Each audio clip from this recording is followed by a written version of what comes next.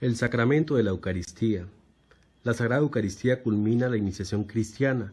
Los que han sido elevados a la dignidad del sacerdocio real por el bautismo y configurados más profundamente con Cristo por la confirmación, participan por medio de la Eucaristía con toda la comunidad en el sacrificio mismo del Señor.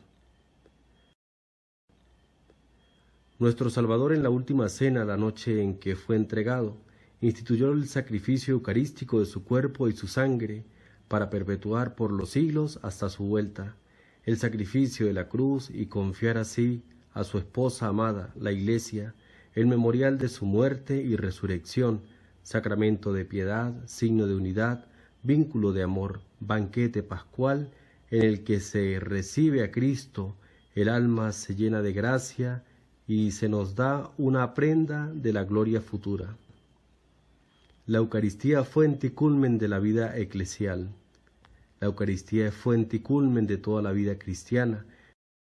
A continuación, algunos de los nombres con los cuales se conoce este santo sacramento. La riqueza inagotable de este sacramento se expresa mediante los distintos nombres que se le da. Cada uno de estos nombres evoca alguno de sus aspectos y se encuentra fundamentado en las Sagradas Escrituras. Eucaristía porque es la acción de gracias a Dios. Las palabras Eucaristein y Eulogein recuerdan las bendiciones judías que proclaman sobre todo durante la comida, las obras de Dios, la creación, la redención y la santificación. Banquete del Señor, porque se trata de la cena que el Señor celebró con sus discípulos, la víspera de su pasión y de la participación del banquete de bodas del Cordero en la Jerusalén celestial. Fracción del pan, porque este rito propio del banquete judío fue utilizado por Jesús cuando bendecía y distribuía el pan como cabeza de familia.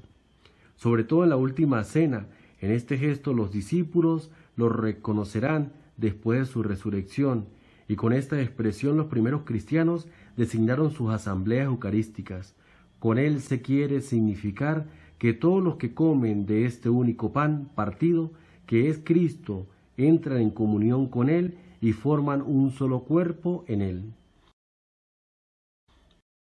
Asamblea Eucarística, Simnasis, porque la Eucaristía es celebrada en la asamblea de los fieles, expresión visible de la Iglesia.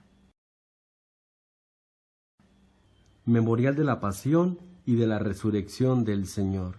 Santo sacrificio, porque actualiza el único sacrificio de Cristo Salvador e incluye la ofrenda de la Iglesia, o también santo sacrificio de la misa, sacrificio de alabanza, sacrificio espiritual, sacrificio puro y santo, puesto que completa y supera todos los sacrificios de la antigua alianza. Santa y divina liturgia, porque toda la liturgia de la Iglesia encuentra su centro y su expresión más densa en la celebración de este sacramento. En el mismo sentido se le llama también celebración de los santos misterios. Se habla también del Santísimo Sacramento porque es el sacramento de los sacramentos. Este nombre se designan las especies eucarísticas guardadas en el sagrario.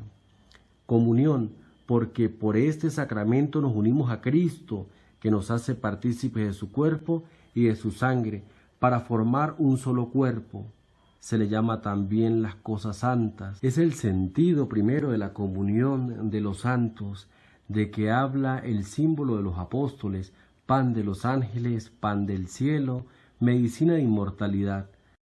Santa Misa, porque la liturgia de la que se realiza el misterio de salvación se termina con el envío de los fieles, misio, a fin de que cumplan la voluntad de Dios en su vida cotidiana.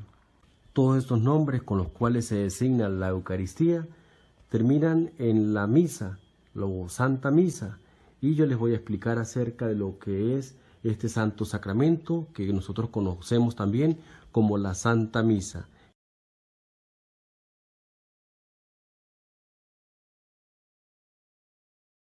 Es muy importante conocer la Santa Eucaristía para poder vivirla como Dios quiere. Las indicaciones que siguen corresponden a la ordenación del misal romano. Ritos iniciales. Mientras entra el sacerdote comienza el canto de entrada. El fin de este canto es abrir la celebración, fomentar la unión de quienes se han reunido y elevar sus pensamientos a la contemplación del misterio litúrgico o de la fiesta.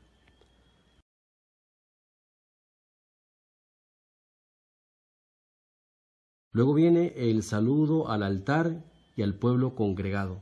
Cuando llega el sacerdote besa al altar, terminando el canto de entrada. El sacerdote y la asamblea hacen la señal de la cruz. A continuación, el sacerdote, por medio del saludo, manifiesta a la asamblea reunida la presencia del Señor. Terminando el saludo, el sacerdote o el monitor puede hacer a los fieles una brevísima introducción sobre la misa del día. Después el sacerdote invita al acto penitencial, que se realiza cuando toda la comunidad hace su confesión general, termina con la conclusión del sacerdote. Luego viene el Señor ten piedad.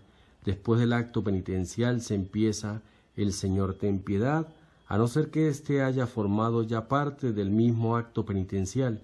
Si no se canta el Señor ten piedad, al menos se recita. Luego viene el Gloria, esto para los domingos y solemnidades. Este es un antiquísimo y venerable himno con que la Iglesia congregada en el Espíritu Santo glorifica a Dios Padre y al Cordero y le presenta sus súplicas. Si no se canta, al menos lo han de recitar todos, o juntos o alternadamente. Luego viene la oración colecta. El sacerdote invita al pueblo a orar. Y todos a una con el sacerdote permanecen un rato en silencio. Luego el sacerdote lee la oración que expresa la índole de la celebración. El pueblo la hace suya diciendo amén. Liturgia de la Palabra.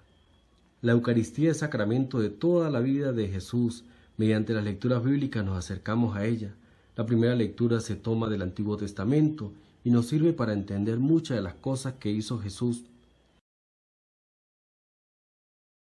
Después de la primera lectura sigue un salmo responsorial que se toma del leccionario. El salmista o cantor del salmo, desde el ambón o desde otro sitio oportuno, proclama las estrofas del salmo, mientras que toda la asamblea escucha y además participa con su respuesta. Luego viene una segunda lectura, se toma el Nuevo Testamento, ya sea de los Hechos de los Apóstoles o de las cartas que escribieron los primeros apóstoles. Esta segunda lectura nos sirve para conocer cómo vivían los primeros cristianos y cómo explicaban a los demás las enseñanzas de Jesús. Esto nos ayuda a conocer y entender mejor lo que Jesús nos enseñó.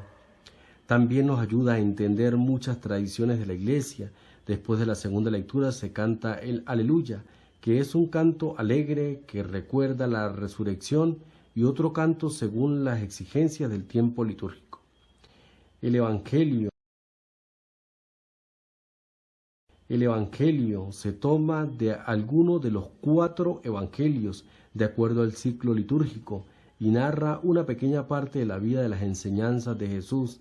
Es aquí donde podemos conocer cómo era Jesús, qué sentía, qué hacía, cómo enseñaba, qué nos quiere transmitir. Esta lectura lo hace el sacerdote o el diácono. Luego viene la homilía. Conviene que sea una explicación de las lecturas o de otro texto del ordinario o del propio de la misa del día, teniendo siempre el misterio que se celebra y las particulares necesidades de los oyentes. Después viene la profesión de fe. Con el símbolo o credo el pueblo da su asentamiento y respuesta a la palabra de Dios proclamada en las lecturas y en la homilía, y trae su memoria antes de empezar la celebración eucarística, la norma de su fe. Luego viene la oración universal.